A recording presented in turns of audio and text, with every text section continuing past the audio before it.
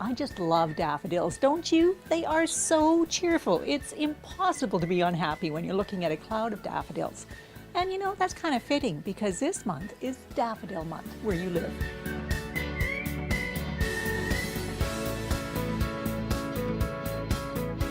Well, yes, it is Daffodil Month in Port Alberni, in other places as well. That's a very special month for the Canadian Cancer Society.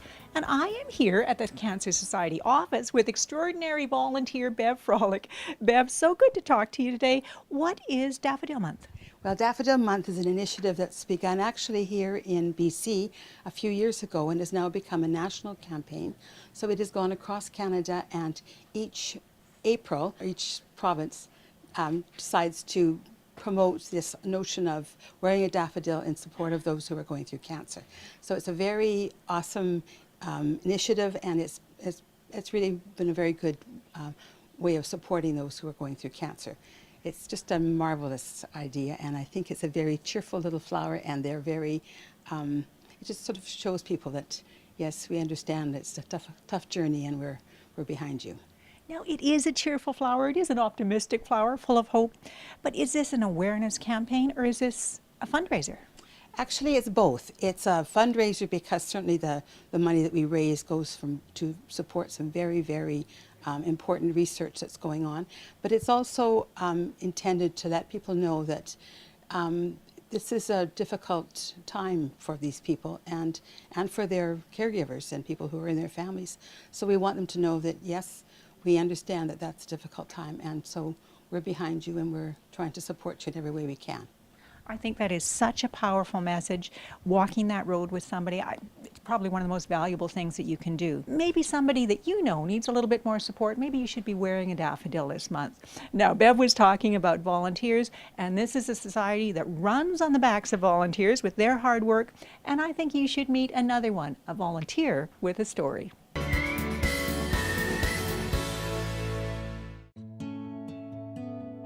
In 1994, Ian Stanton was a happy man. He was working in the woods as a log loader operator, and to say he liked his job was an understatement. I loved every day that I went to work. I got up in the morning after my holidays. I was looking forward to going back to work every single day. Yes, life was definitely good. And Ian was healthy, or he thought he was, until his doctor called with the results from some routine blood tests. The doctor informed me that those blood tests had come back and showed that I actually had blood cancer. My life had changed forever. Not just his life, but his wife Nell's as well. And the very first thing Ian did was go to where she worked to tell her. She was standing behind her hairdresser chair and working on a customer, and I say, honey, I need to talk to you, and we need to go outside, and I told her. What goes through your mind is the one thing, how long have I got? That's the thing that comes to mind. How long do I have? And you don't know. Within 24 hours, Ian was in Vancouver General Hospital, and the prognosis the oncologist delivered was chilling. Told me that if I was another few hours, that I definitely wouldn't make it. And he said that the best chances that you have is a 20% chance that you're going to get through this. And that I needed to do what it took to put my affairs in order. Well, you know by now that Ian beat those odds. And today, he is helping others who are facing a cancer diagnosis as a volunteer with the Canadian Cancer Society. I went to a couple peer support group meetings that were sponsored by the Canadian Cancer Society. At that time, something went into my mind to tell me I needed, at some point, if I get this off my back, that I'm going to do what I can to help the Canadian Cancer Society, and most of all, to help cancer patients. Whenever I get an opportunity, I am working with the Cancer Society, doing fundraising. I'm at the hockey games, down at the Harbour Quay, at the Thunder in the Valley. Pretty well any event that Port Alberni has, Canadian Cancer Society is asked if they would like to participate in it. Canadian Cancer Society, Ian speaking. When I went through it, there was a 20% chance that I was going to come through it. Today, Through cancer research, which is the most important part of the work that the Canadian Cancer Society does, is cancer research. And today, for the type of cancer that I had, a person could go in there expecting that he's going to have an 80% chance of walking out of there and having 5 years of life after he's come away from having been treated with blood cancer. I guess it's time for coffee. The last 24 years have been absolutely fabulous. I got a greater appreciation for life. I got a greater understanding of things that I need to do to hopefully leave this earth when I pass at a little bit better place than it was when I was born.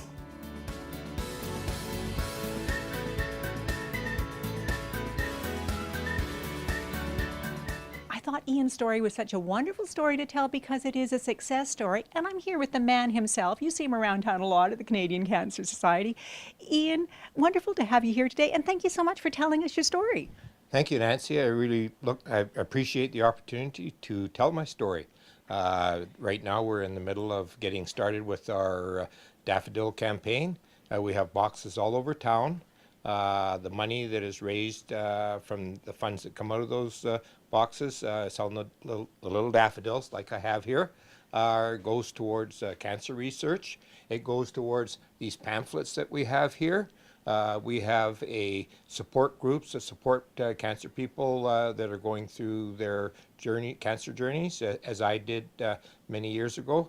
And daffodil is a symbol of hope, gives people something to reflect on, to think about those that they've lost or those that are going through a journey, a cancer journey.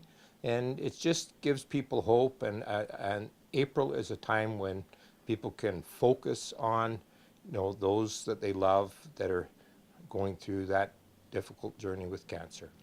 And in your story, you talked a lot about survival rates, how with your leukemia, at the time when you were sick, you were given an 20% chance of survival, but now it's 80%. And that all goes down to research, doesn't it? That definitely does, Nancy. That's one of the things, that's the main reason that the Canadian Cancer Society exists, is for the research. That is the most costly aspect of this organization. And yes, you pointed out, Nancy, when I went into the hospital, I had a 20% survival rate. That was 24 years ago. Today, the survival rate for people that are going through blood cancers, leukemia, lymphoma, those type of cancers is 80%. And every one of those percentage points were hard fought in the research labs where they're looking for cures to cancer. It's amazing, and I'm so glad that you were in that 20%. So yeah, me too. I'll tell you. I mean, I appreciate my life every single day. I know that I'm a very, very lucky guy to be able to live, and I've had the last 24 years, and every day I think about what researchers did to come up with those remedies that help us with cancer today. And every other type of cancer, there's been improvements, there's been better medications to deal with it. People are just, that are dealing with cancer, have a lot more opportunity to have a happier life after cancer than they ever did before. So I just want to say, please buy yourself a daffodil.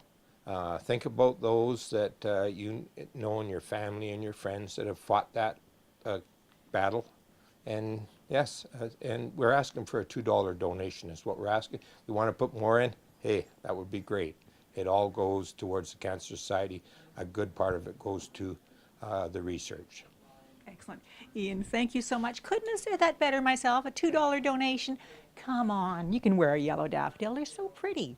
No, we are talking about daffodils. They're certainly a symbol of spring, but there's something else that shows up in the Alberni Valley every spring, and that's a spring concert. The Barclay Sounds are planning theirs, planning it under a new director.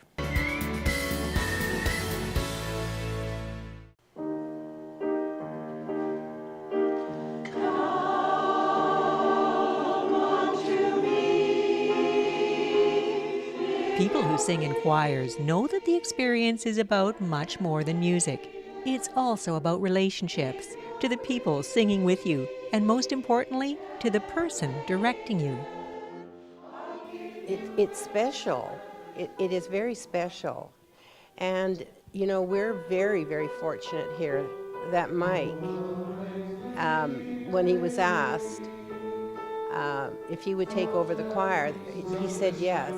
Mike is Michael Villat, a well-known figure in the Alberni Valley music scene, active in multiple choirs, and now director of the Barclay Sounds. I feel a weight of of quite a responsibility. I'm taking over for an accomplished conductor, someone that Barclay Sounds loved greatly and deeply, and I feel a lot of motivation to live up to expectations and do a good job. And just as Michael is motivated to live up to the Barclay Sounds expectations, the choir is working extra hard to live up to his. What I know about change is that it's a moving forward, and it's nothing against what you've already done, but it's an opportunity to grow and to move forward. And this is what I see happening. Every Wednesday I come to rehearsal, nervous, and next thing I know, the 2-hour practice is over. I've had a blast, people have been laughing, we enjoy each other, we enjoy our time together.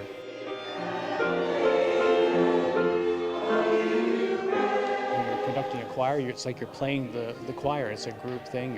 You're interacting with the choir, and the result is a group effort. And this choir that is growing and changing and moving together is also getting ready for their very first concert with Michael at the helm. For many, many reasons, we are working really hard to make this spring concert a real special concert at many levels. And one of them, of course, being to honor Mike and his commitment, because it is a big commitment. So you really have to love what you're doing. And I think that's what Mike shows us, how much he loves it. The Barclay Sounds, under the directorship of Michael Villat, will be celebrating spring with their spring concert on Sunday, April 22nd at the ADSS Auditorium. The concert starts at 2:30 and tickets are available at the Rollin Arts Centre, Echo Centre, and at the door.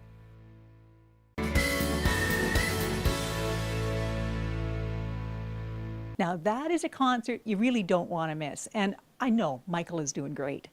We are still here at the Canadian Cancer Society office with volunteer extraordinary Bev Frolick. There's a lot of extraordinary volunteers down here.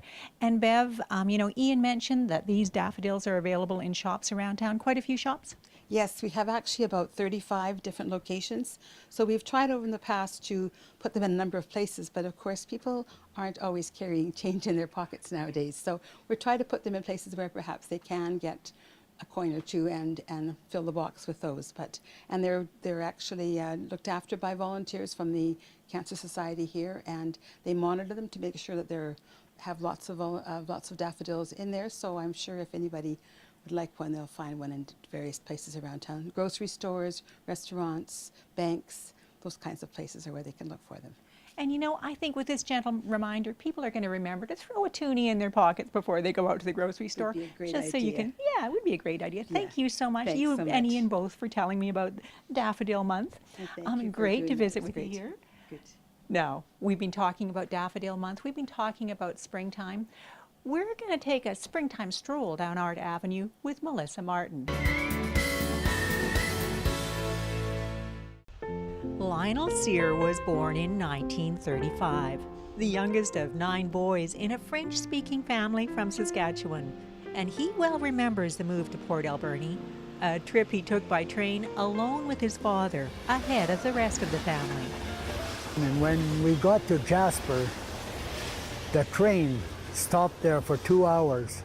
And my dad said, "I'm gonna go for a walk, you stay here."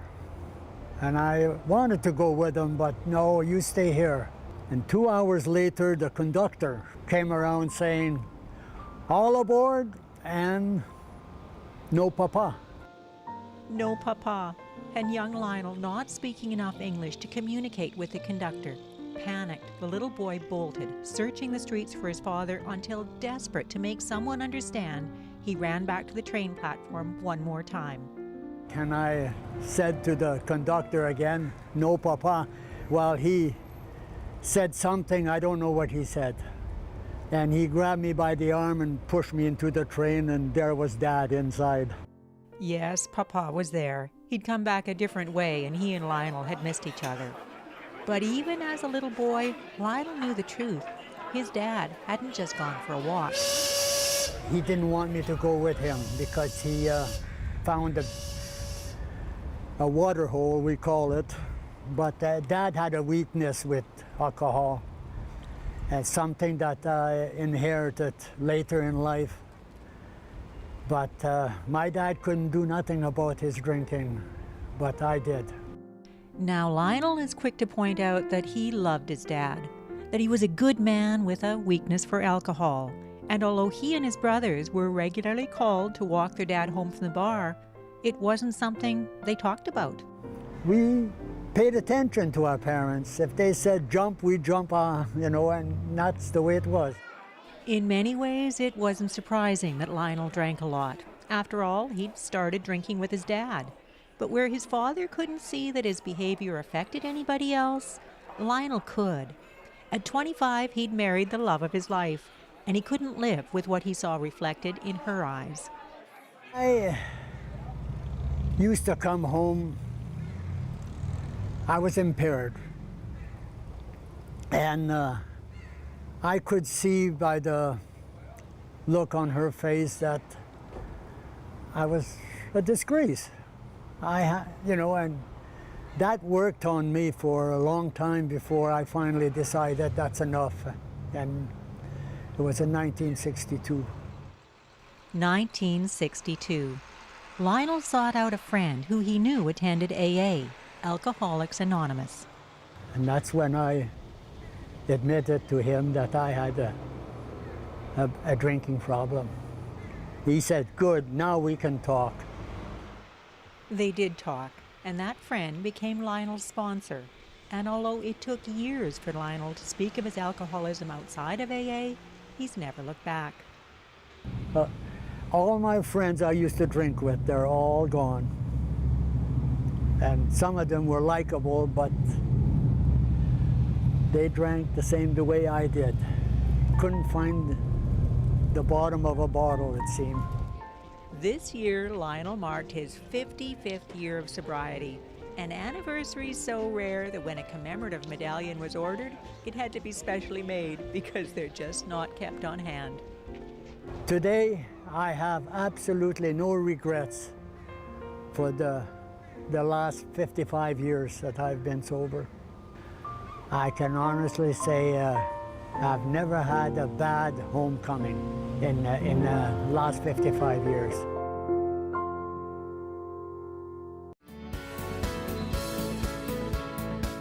Well, that does bring us to the end of today's show. And you know, I've remembered one more thing about daffodils that's very important. Deer don't eat daffodils. And if I had remembered that a while back when I was placing my bulbs, well, my front yard would be a whole lot more colorful right now. And you know, that sounds like a story. If you have a story that you'd like to see on TV, give us a call or shoot us an email. We'd love to tell it because there's a lot going on where you live.